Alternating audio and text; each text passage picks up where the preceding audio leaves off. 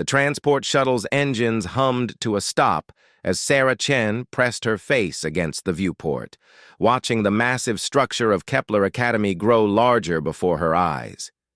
The academy floated in space like a crystalline city, its towers twisting upward in impossible spirals that defied human understanding of architecture. Streams of light pulsed through translucent walls, and smaller vessels buzzed around it like insects around a glowing flower. "Final destination, Kepler Academy," the automated voice announced in perfect standard galactic. "Please gather your belongings and prepare for docking." Sarah's stomach churned with a mixture of excitement and terror. 3 years of preparation, countless examinations, and one very unusual recommendation letter had brought her here. She was the first human ever accepted into the most prestigious educational institution in the galaxy, where the brightest minds from hundreds of species came to study advanced sciences, diplomacy, and technologies that Earth couldn't even dream of. The docking process was smooth, though the artificial gravity felt different from Earth's. Lighter somehow, with an odd pulling sensation that made Sarah's inner ear protest. She gathered her single bag, everything she owned that mattered, and made her way to the airlock. The corridor beyond was a marvel of engineering. The walls seemed to be made of living light, shifting between colors Sarah had no names for. The ceiling curved high above, giving the impression of walking through the inside of a soap bubble. Other students moved through the space with various forms of locomotion, some walking on legs like hers, others floating, sliding, or moving in ways that made her eyes water to watch. A tall, elegant being approached her. Its skin was a deep blue that shifted to purple at the edges, and it moved with a grace that reminded Sarah of underwater ballet. Multiple eyes arranged in a crown around its elongated head focused on her with what she hoped was curiosity rather than hostility. "You must be the human," it said, its voice carrying musical undertones. "I am Zrixtal, your assigned orientation guide. Welcome to Kepler Academy." "Thank you," Sarah replied, suddenly aware of how harsh and monotone her voice sounded in comparison. "I'm Sarah Chen." Zrixtal's head tilted in what might have been amusement. "A curious designation. Your species uses such brief sound patterns for identification." As they walked, Zrixtal explained the basic layout of the academy. There were 17 different atmospheric zones to accommodate various species' breathing requirements. The gravity could be adjusted in most areas, though the common spaces maintained a standard that worked for the majority of students. The academic towers specialized in different fields: temporal mechanics, quantum consciousness, bioengineering, diplomatic theory, and dozens of others that Sarah had never heard of. "Your dormitory is in Section 7, Zrixtal explained as they entered what could only be described as a vertical city. Students of every imaginable type moved between levels using floating platforms, energy tubes, and methods that seemed to involve pure thought. "It has been specially modified for your atmospheric requirements." They passed through several transition chambers, each one adjusting the environment slightly. Sarah noticed her ears popping and the subtle changes in air composition. Finally, they reached a corridor that looked almost Earth-like, though the walls still held that strange luminescent quality. "This is your room," Zrixtal said, gesturing to a door that recognized Sarah's approach and slid open silently. The space was larger than she had expected, with what appeared to be a bed, desk, and storage areas, though all designed with curves and flowing lines that seemed more grown than built. A large viewport showed the stars outside, and Sarah was startled to realize she could see Earth's sun as a tiny point of light in the distance. "Your first classes begin tomorrow," Zrixtal continued. "I should warn you, there has been considerable speculation about your presence here. Humans are relatively unknown in this part of the galaxy, and your species' acceptance was unexpected." Sarah set down her bag and turned to face her guide. What do you mean unexpected? Zrixtal's multiple eyes blinked in sequence. Kepler Academy has admission standards that have remained unchanged for 3,000 years. Applicants must demonstrate not only intellectual capability, but also evolutionary advantages that contribute to the galactic community. Most species are accepted only after they have achieved interstellar travel, established first contact with at least 5 other civilizations, and developed technologies that offer something new to the galactic collective. But humans haven't done any of that, Sarah said slowly. Precisely. Your species is barely beyond single-planet status. You have developed crude, faster-than-light communication but not travel. You have made contact with only 3 species, and your technology is considered primitive by most standards. Zrixtal paused, and Sarah got the distinct impression she was being studied. Yet here you are. After Zrixtal left, Sarah sat on her bed and stared out at the stars. She had always known that getting into Kepler Academy was impossible. Humans weren't even supposed to know it existed. The Academy had been revealed to Earth's governments only 2 years ago, as part of a limited contact protocol designed to slowly introduce humanity to the galactic community. The selection process had been unlike anything she had ever experienced. Traditional tests of knowledge and intelligence, yes, but also strange examinations that seemed to probe her thoughts, her reactions to impossible scenarios, and her ability to solve problems that had no clear answers. She had been poked, prodded, scanned, and analyzed by beings she couldn't even properly see. And somehow, impossibly, she had been chosen. The next morning brought her first real challenge. The dining hall was a vast space filled with students from species she couldn't begin to categorize. Some were clearly humanoid, others resembled plants or geometric shapes or concepts rather than beings. The air hummed with hundreds of different types of communication, verbal languages, chemical signals, telepathic exchanges, and pure mathematics transmitted as living equations. Sarah stood in the entrance, clutching a meal card that Zrixtal had provided, trying to figure out how to navigate this chaos. The food service area seemed to involve approaching various stations that would analyze her biology and provide appropriate nutrition, but even that simple task felt overwhelming when she couldn't identify which of the flowing, shifting structures were actually food dispensers. You look lost. Sarah turned to find another student watching her with obvious amusement. This one was humanoid enough that Sarah could read facial expressions, though the extra set of arms and the scales that shifted color like oil on water marked him as definitely non-human. I'm Keth, he said. 3rd-year student specializing in xenobiological adaptation. You're the human everyone's talking about. Sarah, she replied. And yes, apparently I am. Keth guided her through the meal process, which turned out to be much simpler than it looked. The food synthesizers could indeed analyze her biological needs and produce something that looked surprisingly like Earth food, though it tasted like nothing she had ever experienced. So, what's your specialty? Keth asked as they found seats at a table that adjusted its height automatically to accommodate both of their needs. I don't know yet, Sarah admitted. On Earth, I studied theoretical physics and cognitive science, but I get the impression that what we call advanced science is pretty basic here. That's putting it mildly, Keth agreed.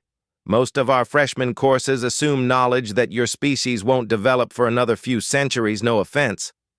None taken. I'm starting to wonder what I'm doing here myself. Keth's scales shifted to a warmer hue. That's the interesting question, isn't it? The Academy doesn't make mistakes.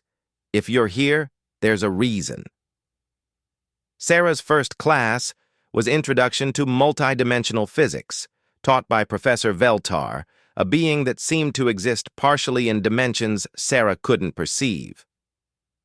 The other students in the class, about 30 individuals representing perhaps 20 different species, all seemed to understand concepts that made Sarah's brain hurt just trying to follow the basic explanations.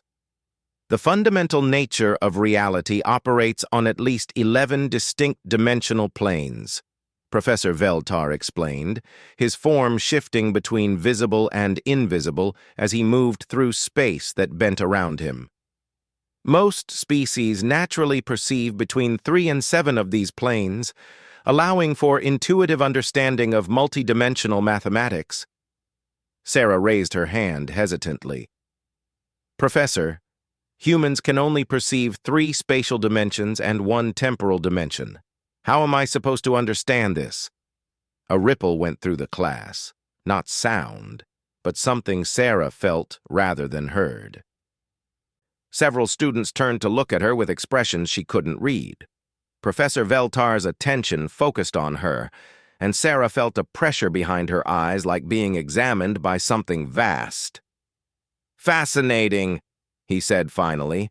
A 3-dimensional perceptual matrix. How do you navigate reality with such limited sensory input? We make do with mathematics, Sarah offered weakly. Show me, Professor Veltar said. And suddenly, Sarah found herself standing in front of the class with a complex equation hanging in the air before her, like a living thing made of light. This is a basic gravitational calculation involving the interaction of 2 stellar bodies. Solve it using your 3-dimensional mathematics. Sarah stared at the equation, which seemed to twist and fold in on itself in ways that made no geometric sense. But underneath the impossible visual representation, she could see the underlying mathematical relationships. She had always been good at seeing patterns, at finding the simple truths hidden in complex systems. She began to work, not with the floating symbols that seemed to exist in too many dimensions at once, but with the fundamental relationships they represented. She traced pathways of force and energy, mapped the elegant dance of gravity and motion, reduced the complexity to simple, beautiful mathematics that she could understand. The equation began to change as she worked, its impossible folds straightening into forms that made sense to her limited perception. Other students leaned forward, watching with fascination as she rebuilt their multidimensional mathematics into something linear and comprehensible. When she finished, the classroom was completely silent. Professor Veltar stared at her solution for a long moment. Remarkable, he said finally. You have reduced an 11-dimensional calculation to a 3-dimensional framework without losing any accuracy. In fact, your solution is more elegant than the standard approach we teach here. Sarah felt her cheeks burn. I couldn't see it the way you showed it, so I had to find another way. Indeed, Professor Veltar said thoughtfully. Class dismissed. Miss Chen, please remain for a moment. As the other students filed out, several of them looked at Sarah with what she was beginning to recognize as curiosity rather than hostility. When they were alone, Professor Veltar approached her, his form stabilizing into something she could focus on more easily. Tell me, he said, has anyone explained to you why you were accepted to this academy? No, Sarah admitted. I've been wondering about that myself. Professor Veltar was quiet for a long moment. The galaxy is vast, Miss Chen, and old. Most species that achieve intelligence develop along similar lines. They learn to perceive multiple dimensions, to think in quantum probabilities, to process information in ways that seem magical to younger species. But this similarity brings with it a kind of blindness. He gestured to where the equation had hung in the air.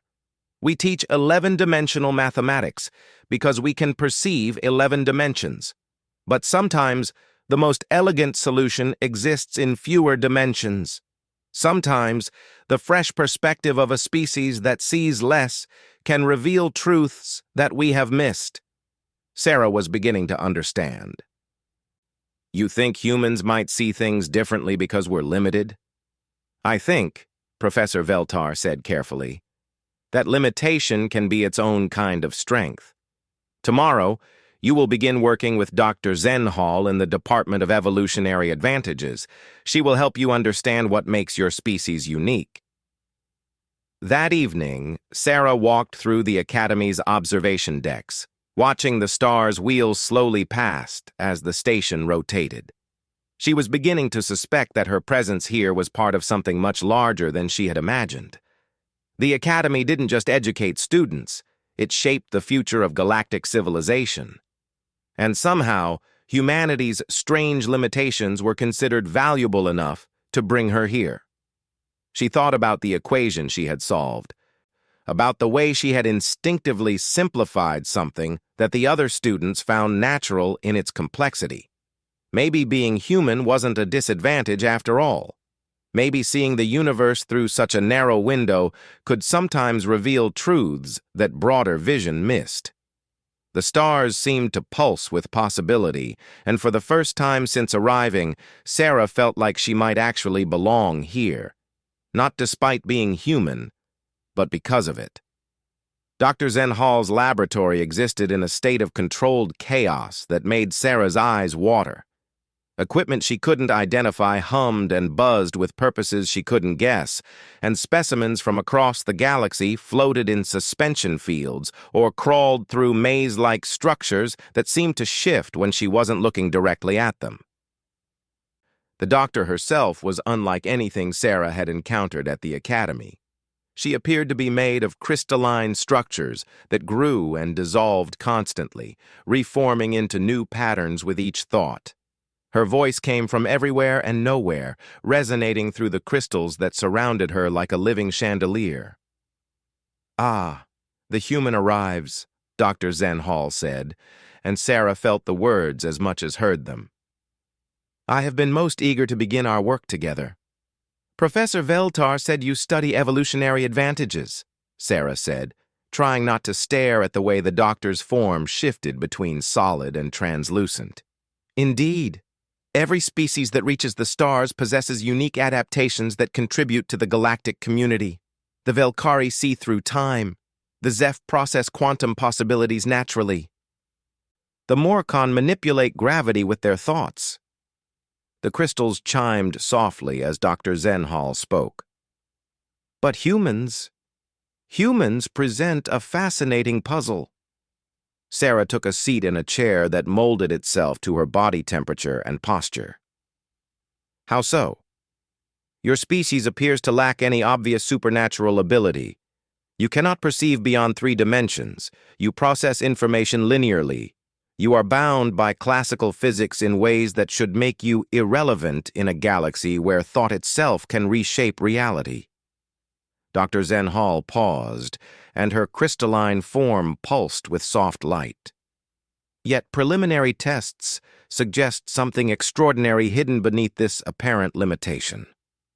Over the next several weeks, Sarah found herself subjected to tests unlike anything she could have imagined. She solved puzzles that had no correct answers, navigated mazes that existed partially in dimensions she couldn't see, and worked with equipment that responded to intention rather than physical manipulation. What surprised everyone, including Sarah herself, was how often she succeeded where the other students failed. In applied quantum consciousness, she was asked to merge her awareness with a quantum computer to solve complex calculations. While her classmates entered meditative states and projected their thoughts directly into the machine's processors, Sarah found a different approach. She couldn't merge with the computer, but she could talk to it, treating it like a partner rather than a tool.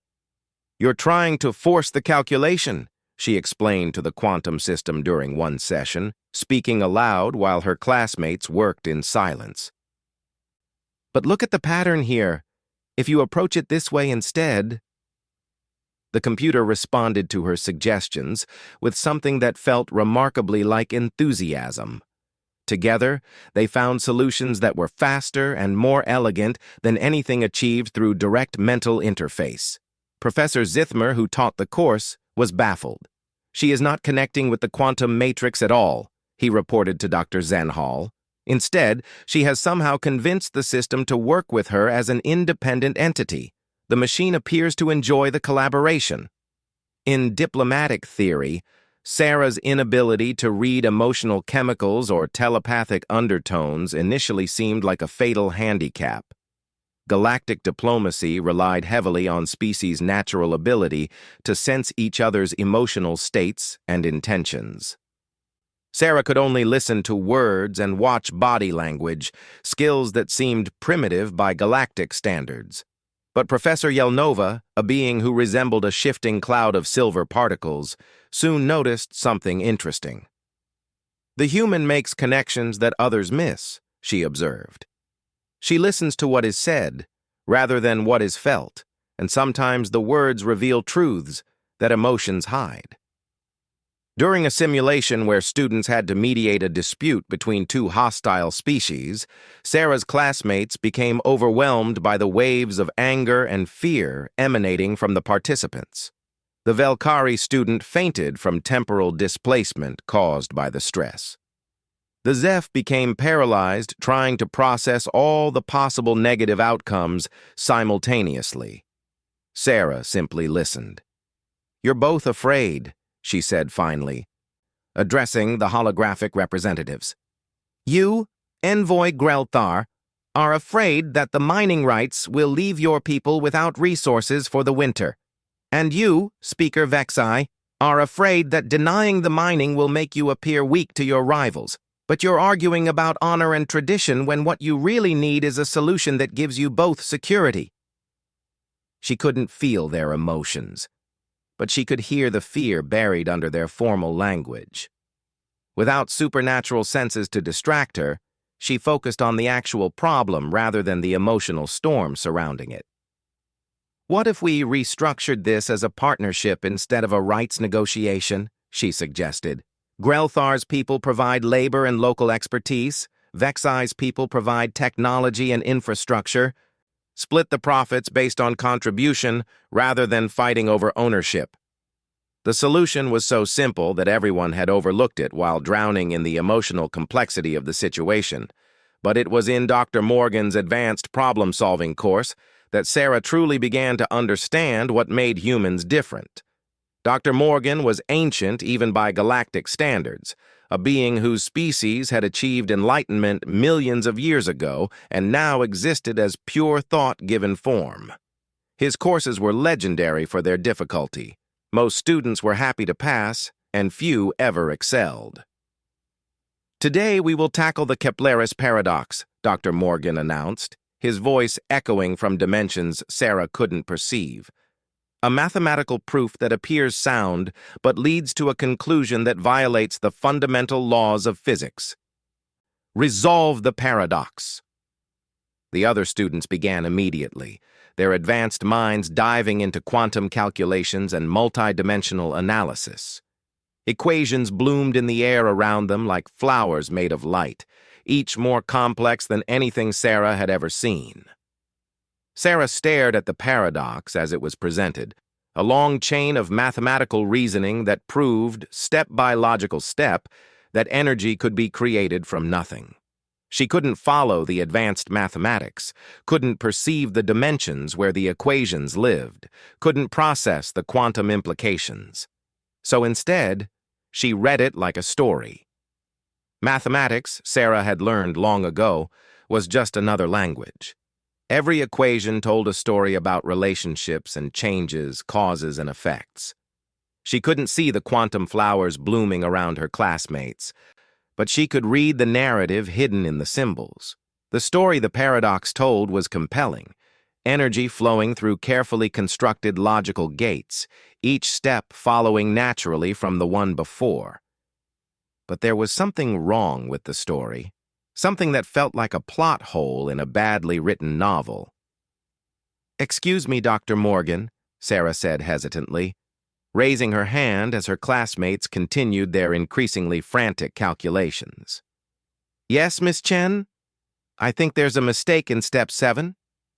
The classroom fell silent.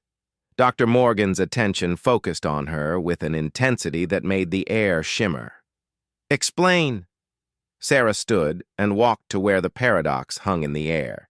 She couldn't manipulate the quantum mathematics directly, but she could point to the section that bothered her. Here, where it defines the energy transformation coefficient. The equation is mathematically correct, but it's based on an assumption that doesn't match reality. What assumption? Dr. Morgan asked, his ancient voice carrying a note of curiosity.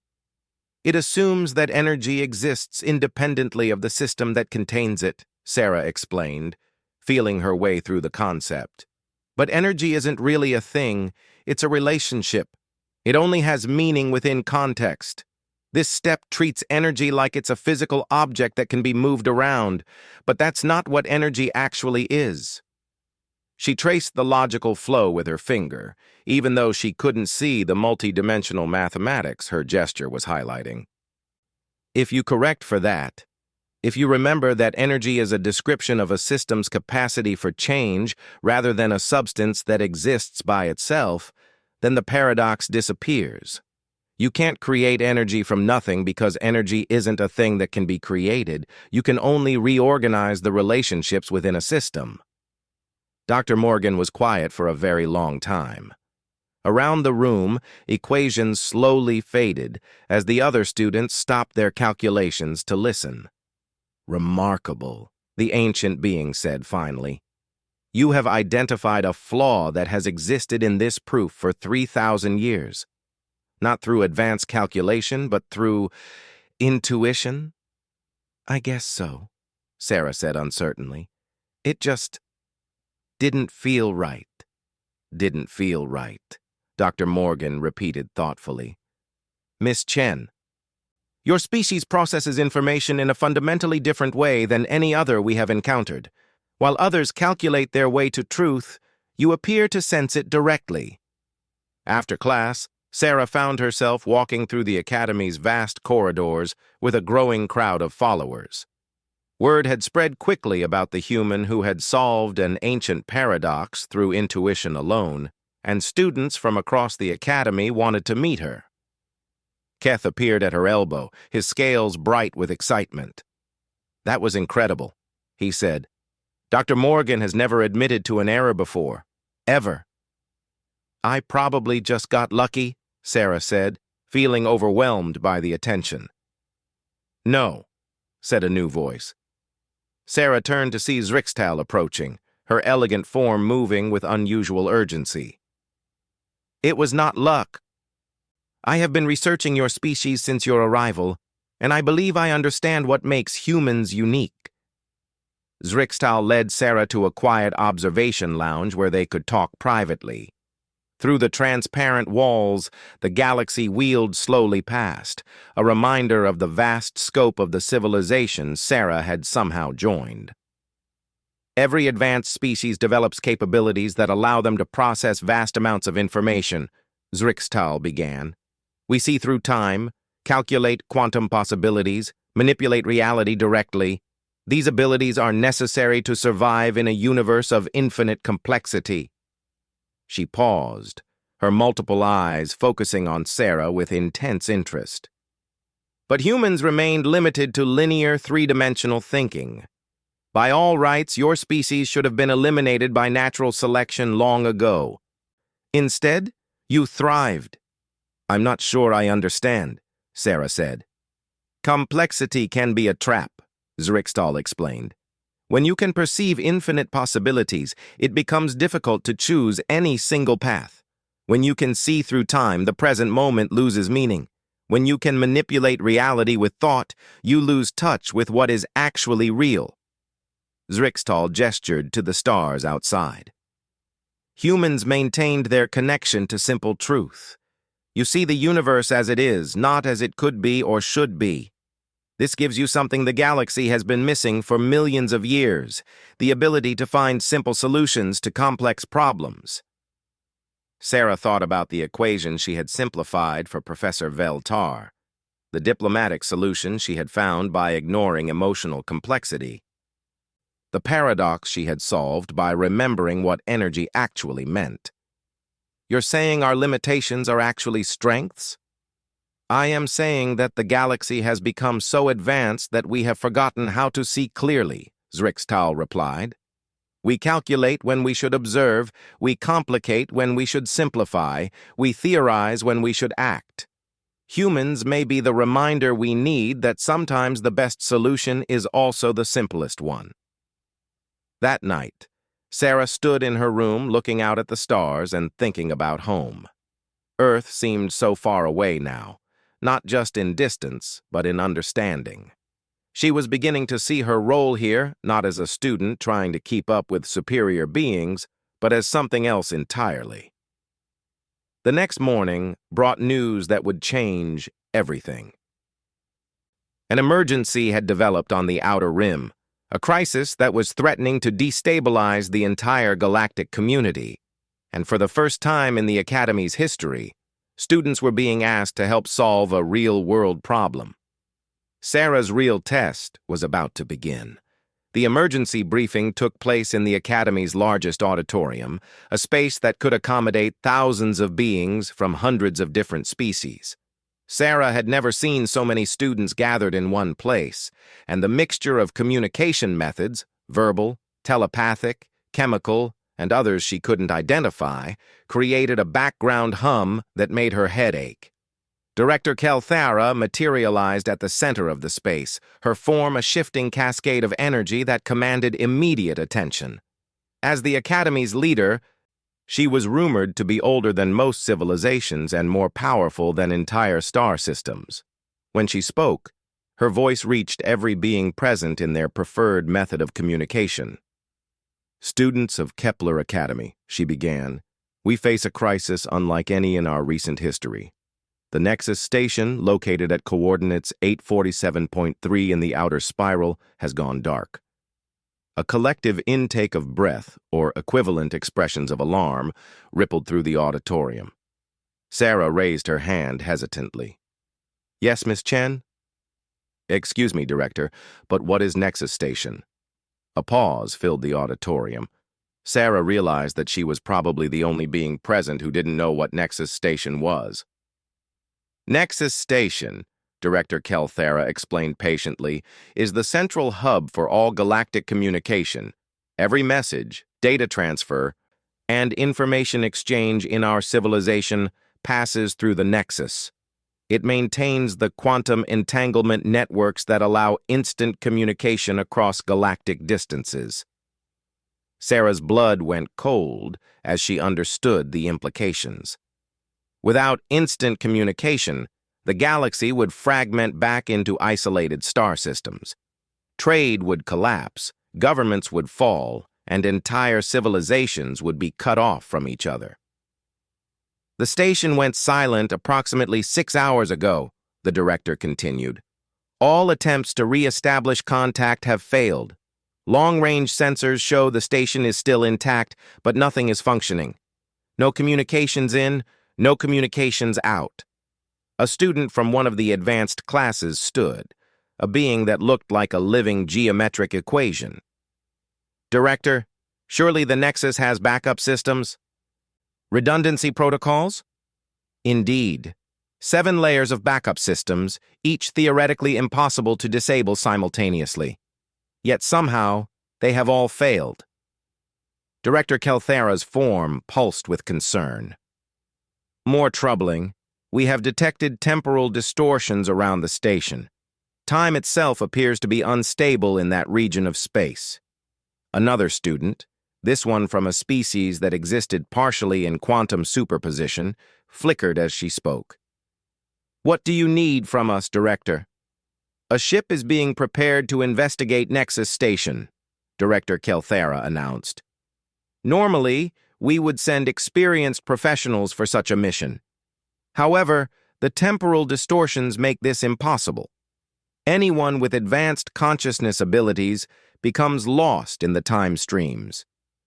The more evolved a being's mind, the more vulnerable they are to the effect." Sarah was beginning to understand where this was heading. "We need students," the director continued. "Young minds that are still developing, still flexible enough to resist the temporal effects. But even then, only those with the most basic cognitive patterns will be able to function near the station." Every eye, sensor, and perceptual organ in the auditorium turned toward Sarah. She felt the weight of thousands of beings' attention focusing on her like a physical force. "Miss Chen," Director Kelthara said formally, "as the most primitive consciousness present, you would theoretically be immune to the temporal distortions. We are asking you to lead a mission to Nexus Station." The auditorium erupted in a chaos of communication.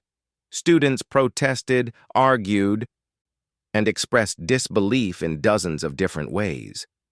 Through it all, Sarah sat in stunned silence. "I'm not qualified," she said finally, her voice somehow carrying through the noise. "I've been here for less than a month. I barely understand how any of this technology works." "Precisely," Director Kelthara replied. "Your lack of understanding may be exactly what we need. The mission team will include several senior students to provide technical support, but you would be the field leader, the one making decisions on site." An hour later, Sarah found herself in the Academy's docking bay, staring at a sleek vessel that seemed to be made of crystallized starlight. The ship hummed with technologies she couldn't even begin to comprehend, but the basic layout was familiar enough. Pilot's seats, navigation controls, and systems displays that had been modified to accommodate human visual perception. Her team consisted of 5 senior students: Keth, with his expertise in xenobiological adaptation; Zrixtal, representing diplomatic protocol; a Velkari named Timrex, who could perceive through time, but hopefully not far enough to be affected by the distortions; a quantum consciousness specialist called Hexna, who existed as a cloud of intelligent particles; and surprisingly, Dr. Zen Hall herself, whose crystalline form could be packed into a portable configuration for field work. "I still think this is insane," Keth said as they strapped themselves in. "Sarah's been here 3 weeks. She doesn't know anything about galactic technology." "Which is precisely why she is our best hope," Dr. Zen Hall chimed from her storage compartment. "The Nexus Station was designed by the most advanced minds in the galaxy. Whatever has gone wrong there is beyond conventional understanding." The journey to Nexus Station took 18 hours through hyperspace. As they approached the target coordinates, the effects of the temporal distortions became apparent. Timrex, the Velkari, began to sway as his temporal perception showed him dozens of possible pasts and futures simultaneously. Hexana's particle cloud became sluggish and unfocused. Even Zrixtal seemed to move more slowly, her elegant motions becoming clumsy. Sarah, however, felt perfectly normal. "Approaching Nexus Station," she reported, taking manual control of the ship as her teammates became increasingly affected by the temporal anomaly. "I can see it clearly." What she saw made no sense. Nexus Station was exactly as it should be. A massive structure of interconnected rings and spheres, bristling with communication arrays and quantum processors. But it existed in a state of temporal flux that her instruments couldn't even begin to measure.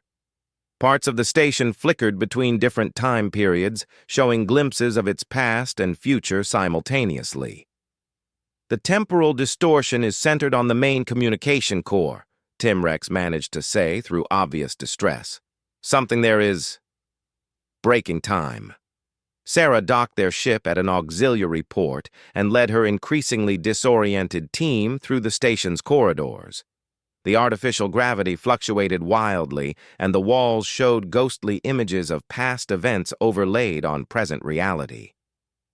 She saw maintenance workers from years ago walking through the same spaces, transparent and unaware of the present crisis. "Where is everyone?" Keth asked, his voice slurring as the temporal effects made his thoughts sluggish. "The station had a crew of thousands."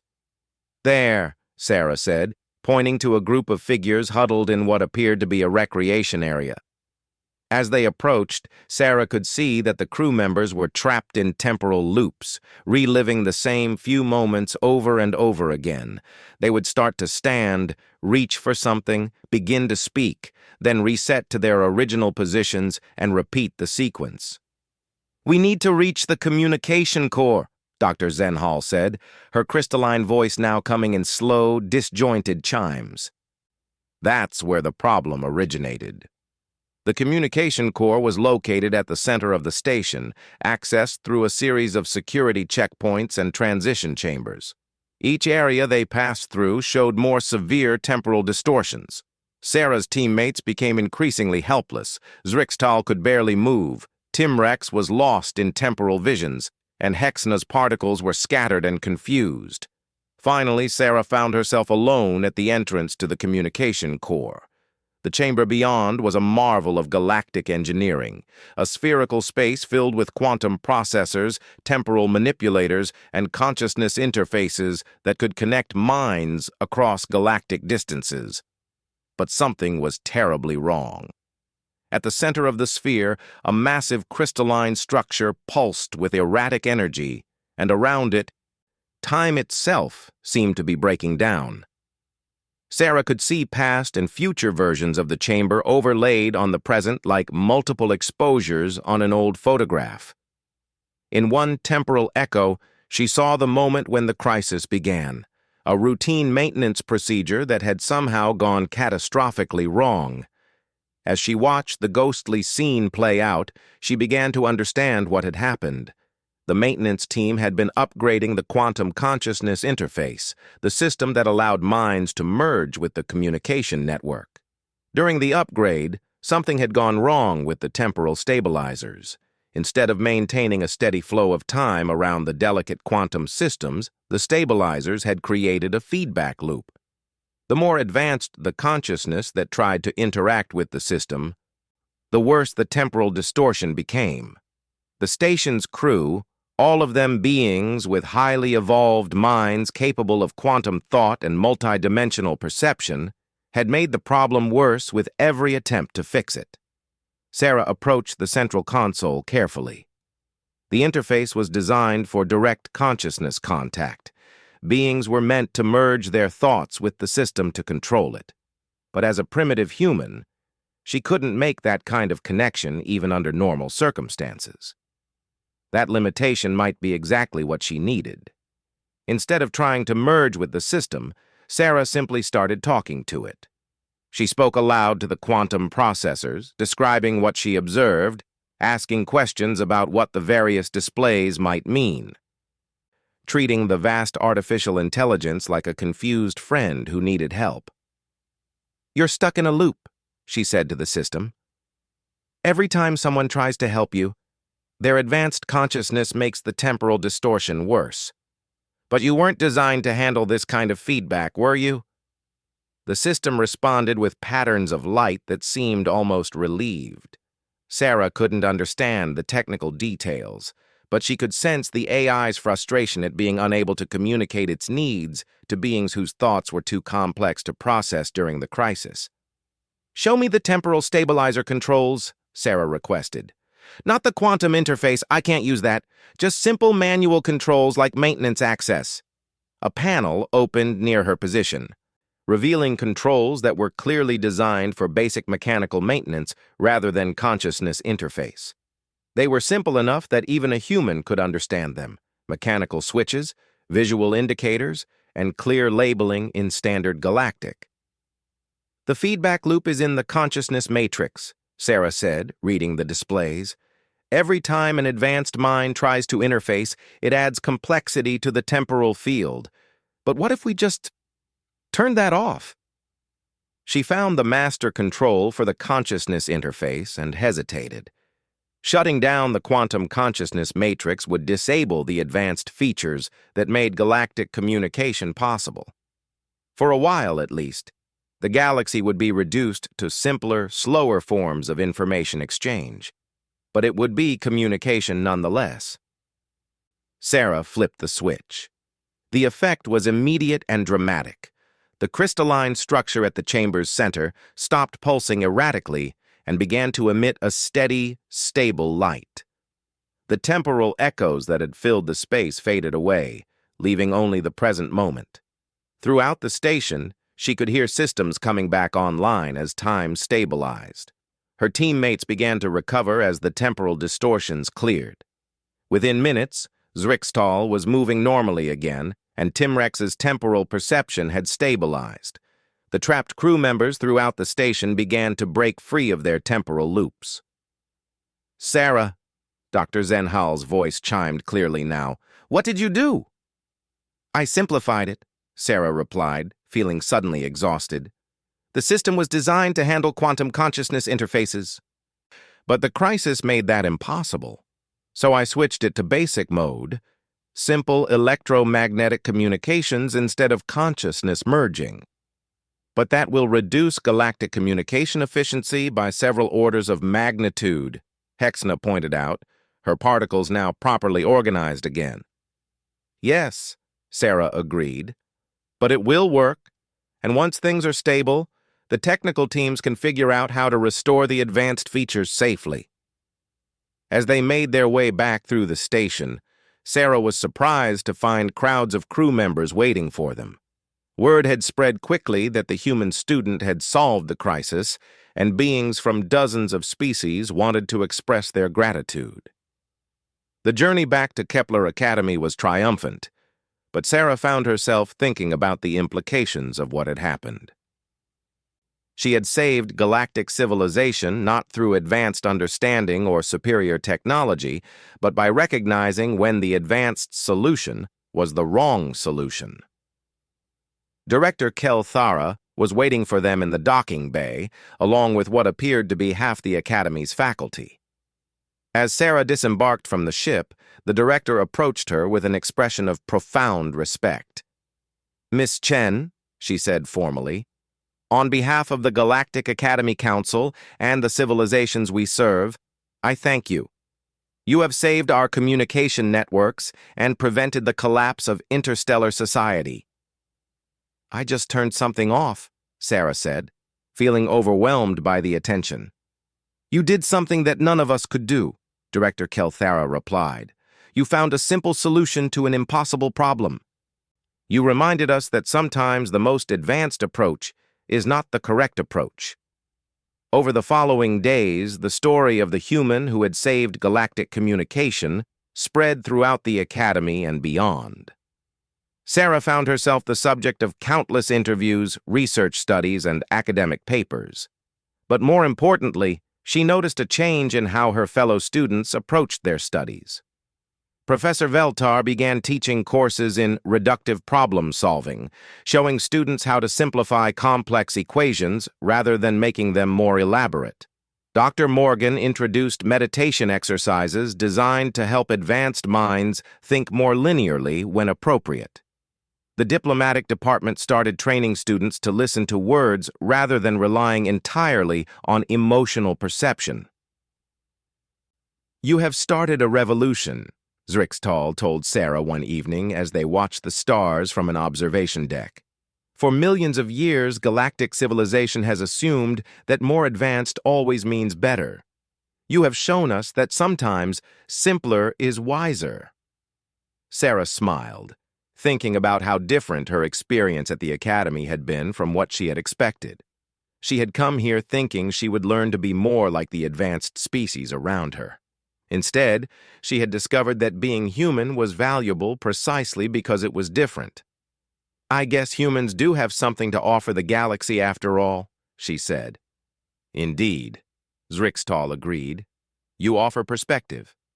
In a universe where every species thinks in quantum probabilities and multidimensional mathematics, someone who thinks in simple, linear terms is not primitive. They are precious."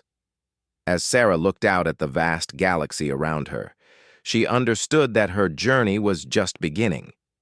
There would be other crises, other problems that advanced thinking couldn't solve. And when those moments came, the galaxy would need humans, not despite their limitations, but because of them. The stars seemed to pulse with infinite possibilities, but for once, that didn't seem overwhelming. Sometimes infinite possibilities just needed someone simple enough to choose the right one. Sarah Chen, the human who had enrolled in an alien academy as the sole member of her species, had found her place in the universe. She was anything but ordinary. She was beautifully, powerfully simple in a galaxy that had forgotten the value of simplicity, and that made her extraordinary.